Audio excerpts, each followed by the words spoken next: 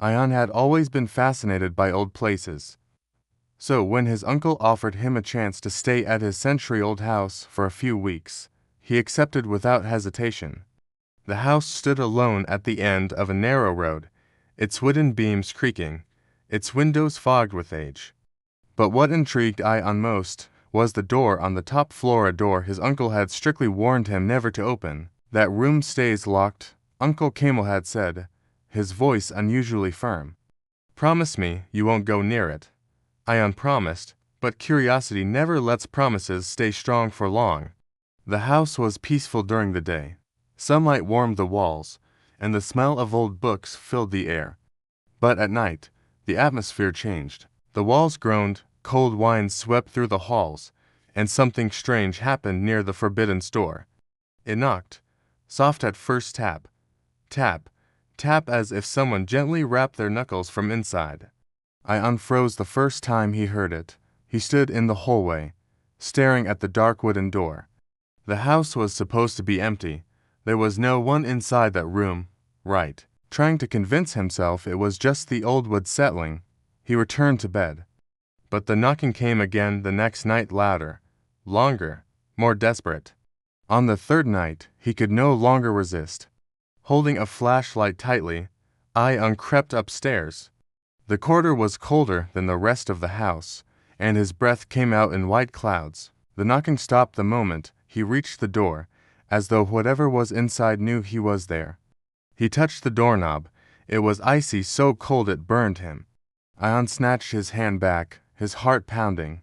He should have walked away, but something pressed against the door from the inside, a faint shadow, a shape that moved. And then came a voice, a whisper. Ion, open the door. He stumbled back. How did it know his name? The next morning, he confronted his uncle. There's something in that room, he insisted.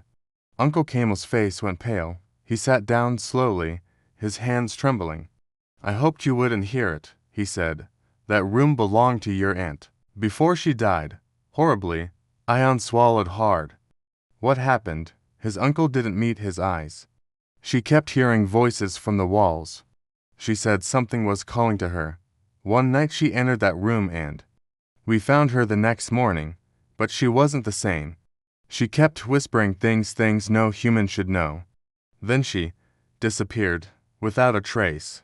Ion shivered. And the knocking. His uncle looked toward the stairs. She still wants someone to open the door. That night, Ion couldn't sleep. The knocking started again, slow at first, then frantic. Bang, bang, bang. This time, the voice was louder, distorted. Ion, let me out. The doorknob began to twist on its own. He backed away, but something unseen grabbed his ankle, icy fingers wrapping around his skin. Ion screamed and kicked wildly until the grip loosened. He scrambled to his room, slammed the door shut, and locked it. But the whispers slipped under the crack. You can't hide. You promised. Open the door. The house shook violently. Lights flickered. Ion felt a cold presence behind him and spun around. Nothing was there.